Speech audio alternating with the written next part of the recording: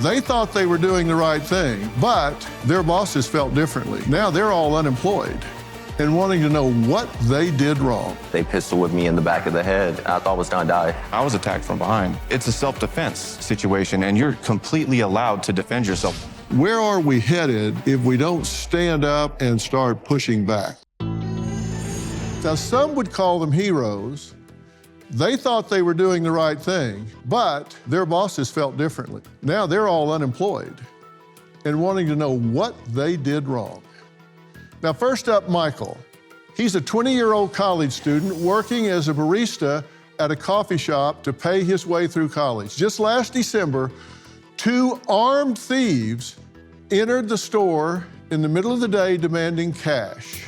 I was terminated from a major coffee shop because I stopped a robbery. Sunday, December 17th, I was just working drive-through. 2 armed robbers walked in and started demanding cash, tried to open the register and the safe, could not do so.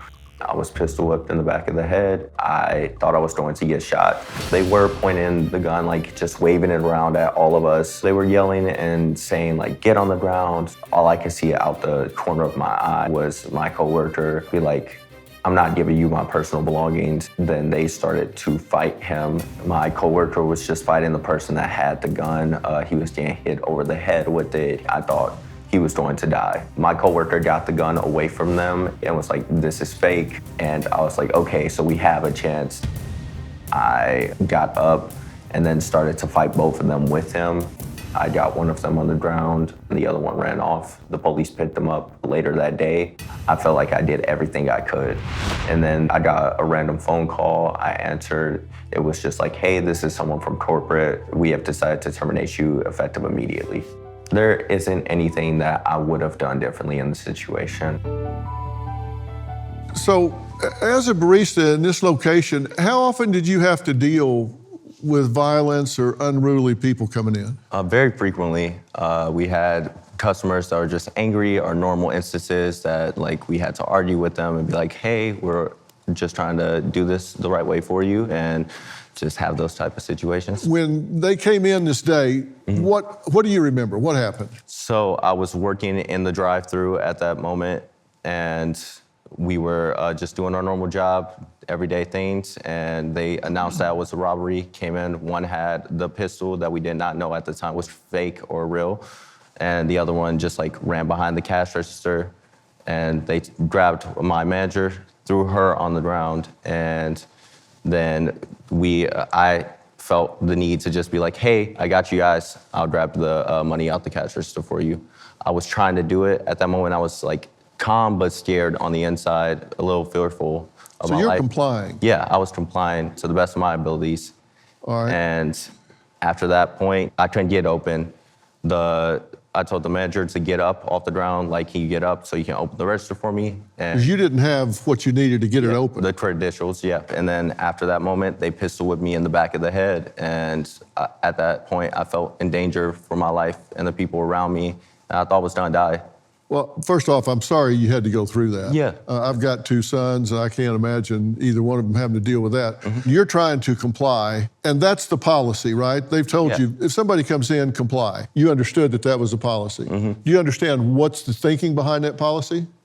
So I thought that it was just for liability reasons. Yeah, so if you fight back and you get hurt, gun battle breaks out, somebody gets shot with a stray bullet, then a $200 robbery could turn into a multi-million-dollar lawsuit, right? Yeah. And you get that. Yes. But when somebody starts beating you in the head with a gun, now it's not comply with policy, you're now fighting for your life. Yeah, I definitely entered a fight or flight state as that happened. And at first, I laid down on the ground and tried to just compose myself because I couldn't see. My vision went dark.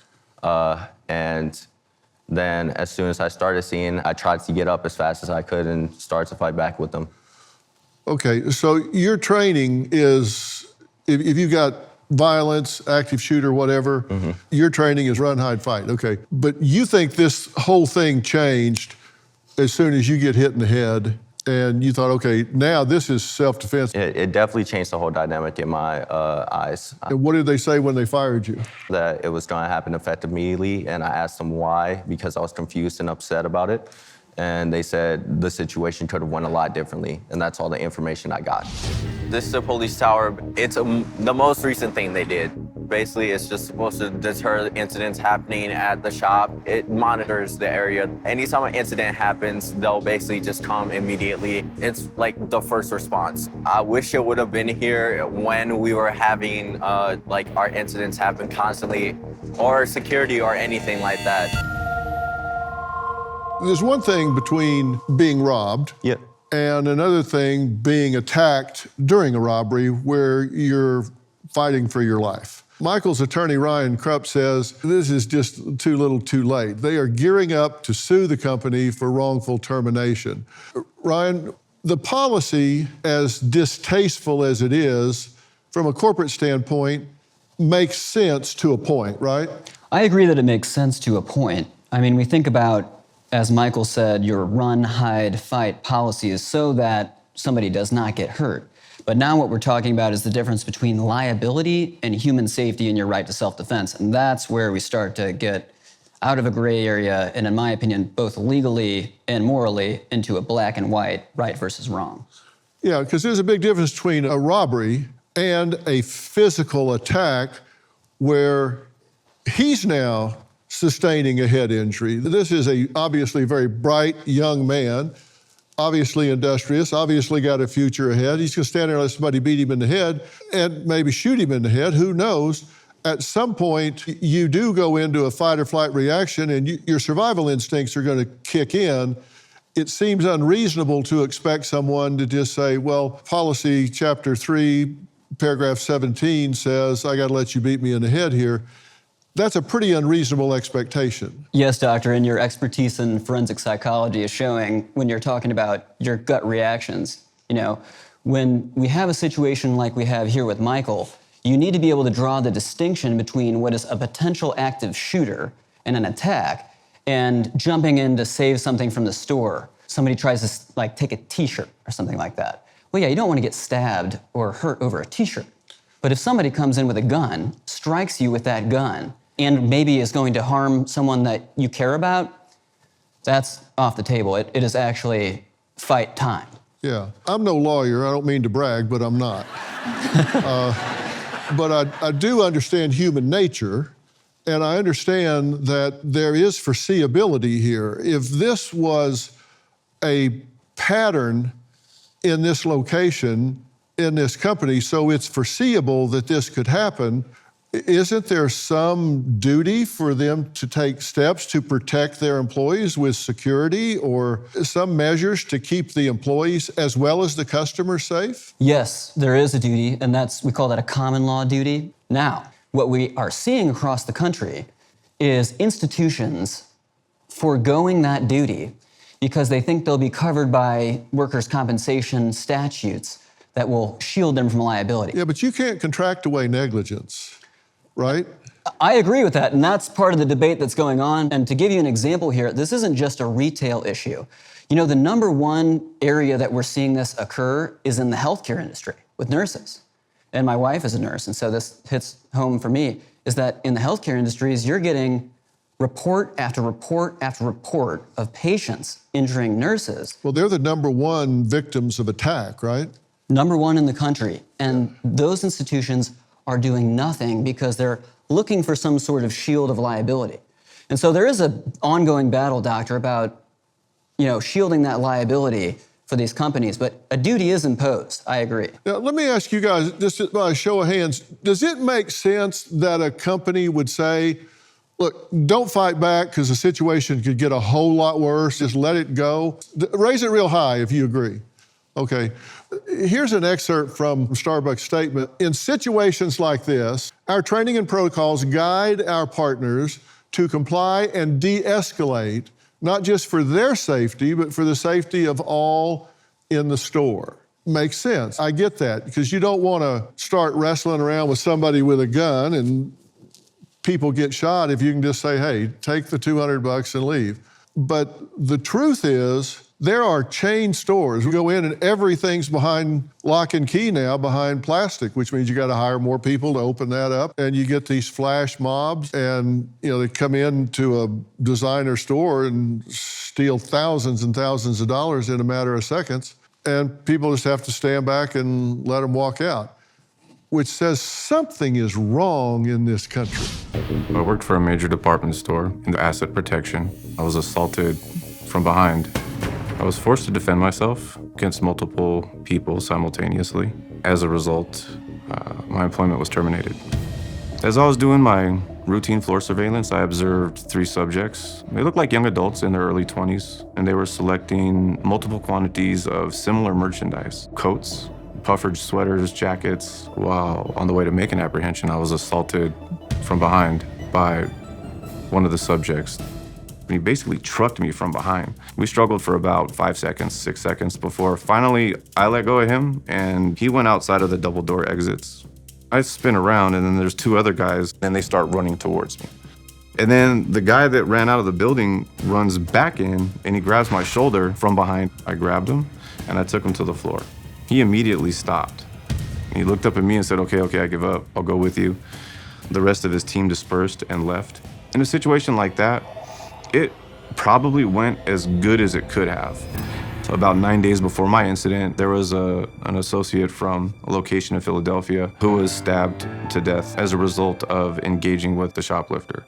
I feel like I could have been the next person to lose their life. I was in a heightened state of alert, right? And then Monday, I was notified that my employment was terminated. And that came as a shock to me. If a person doing the same job as me in a different location dies 9 days before my incident occurs, and then they just say, okay, well, you're in a similar situation, you didn't die, so you're in the wrong. That's treating me as completely disposable. You did what you were hired to do, Yes, and you sir. got fired. So what did they say to you about, why were you fired? What was their reason? They came up with some policy violations So how often did you see shoplifters in your job? every single day, Every day. usually between 2 and 5 times a day. And they're getting more and more brazen. Yes, they are. And when you would confront them, what would usually happen? Typically, I'd wait till they exited the building. I'd wait outside. As soon as they got about a foot or 2 outside of the exit, I'd approach them, identify myself with an ID card and verbally ask them to return the unpaid for merchandise. Depending on how they responded, that would then determine how I reacted. So say, for example, somebody was compliant. Okay, great. Let's go back inside, sign some paperwork, and then you could be on your way. If they started to get a little bit panicky, I just talk them through it. It's no big deal. We're just going to keep it in-house. I don't want to get law enforcement involved. It's not that big of a deal. Usually that's enough to calm people down. However, in some instances, sometimes people will fight or they'll try to run. So we're thinking about traffic coming by. If somebody's going to run or they're going to get hit by a car, we're thinking about their safety and our safety and the safety of bystanders. They actually told you initially you did fine, right? Yeah, so I immediately reported the incident to my direct report, which was my manager. And he said, man, if I was in your situation, I don't know what I would have done differently. He said, you should be fine. Well, here's an excerpt from Macy's where this took place. It says, Macy's deploys visible and plainclothes asset protection personnel in our stores and coordinates closely with local and national law enforcement agencies in assessing risk and response. Now, I think what they're trying to do is make a non-response response, but what they're saying is they prioritize safety of customers and colleagues. But you're a single father, you got fired 5 days before Christmas. This had an impact on you. It had a major impact. I went through a phase of shock. I couldn't believe it because I operated within the policy. There's a difference between going out, stopping somebody, and then if they become non-compliant, you have a chance to get away and taking them to the ground and trying to handcuff them. That's a no-no. You want to stay away from something like that. In my situation, I was attacked from behind. So in this instance, it's a self-defense. situation, and you're completely allowed to defend yourself. They tell you that verbally in the training. They tell you that through the documentation in the training. You have to sign off on it. So they know you're allowed to do that. But 5 days before Christmas, finding out that I was a victim of assault and that I had to defend myself against multiple assailants simultaneously, and it's all clear cut on camera from start to finish. And they have all that data that they could research. They could look at all my previous apprehensions and times that I went ahead and disengaged and let people go away without further incident and took the loss. They know that I'm capable of doing that. But in this situation, I had no other recourse but to defend myself. And then to get terminated for that by somebody making a judgment who's never been in the position before. Yeah. They can't speak to it. Well, now, there were factions that wouldn't release and clear the video, but I've seen the video, and you're describing it exactly right. I mean, you got blindsided from behind and took measures to protect yourself. We'll be right back.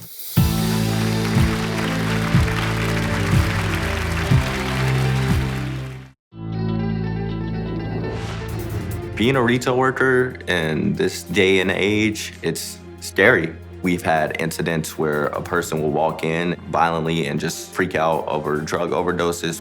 We've had somebody cut off their ear in the shop. We've had people that started arguing with us, got really aggressive and throwing whip canisters at our heads.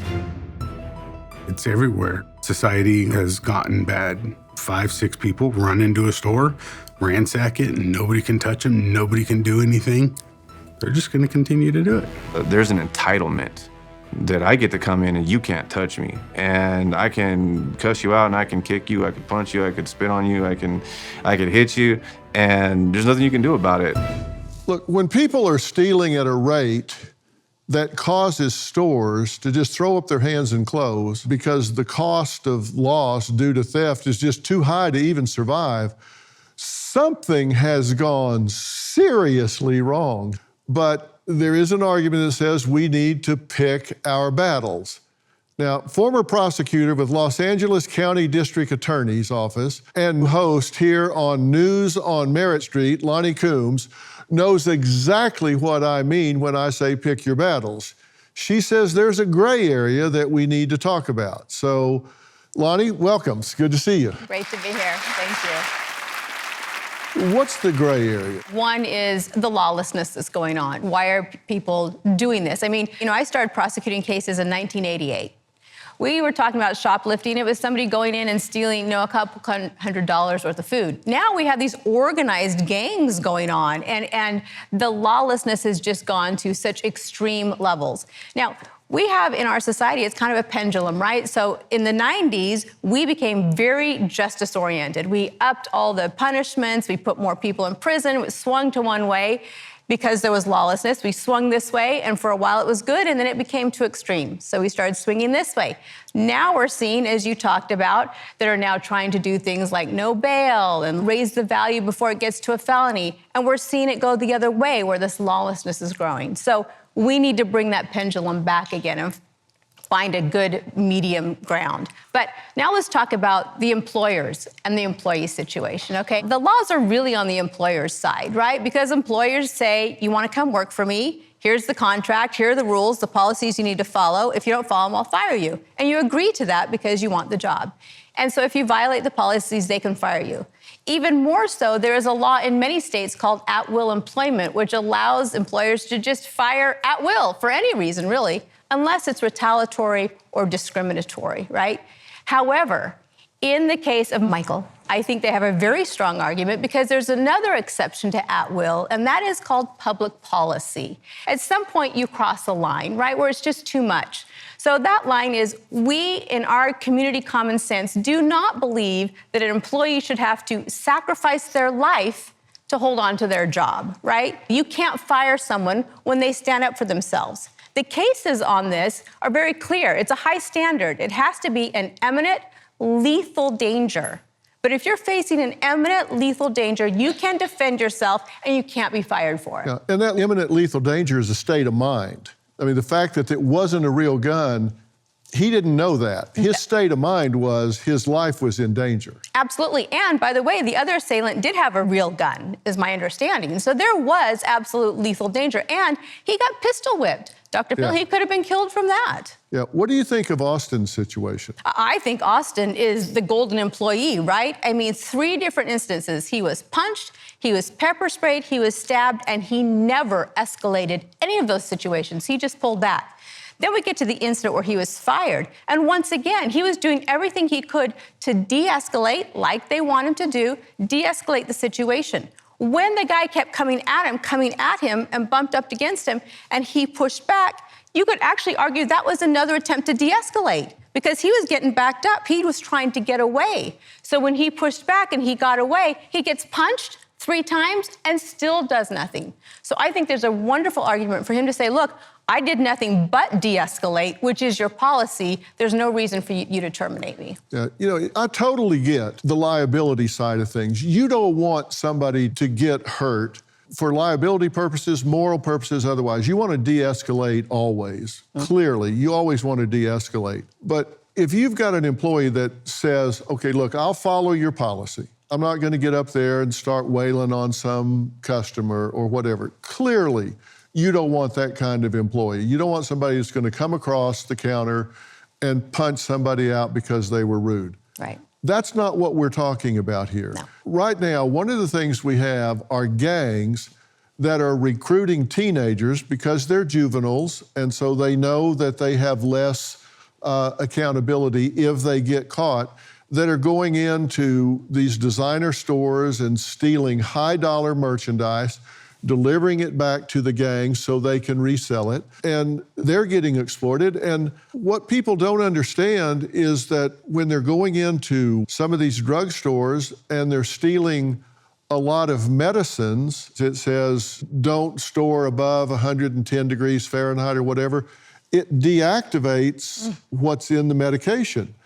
So then they go sell it on Amazon for half price, and maybe a cancer patient or some other chronic disease patient sees that and buys it for a discounted price, not knowing it's been deactivated. And so this can actually wind up costing someone their life.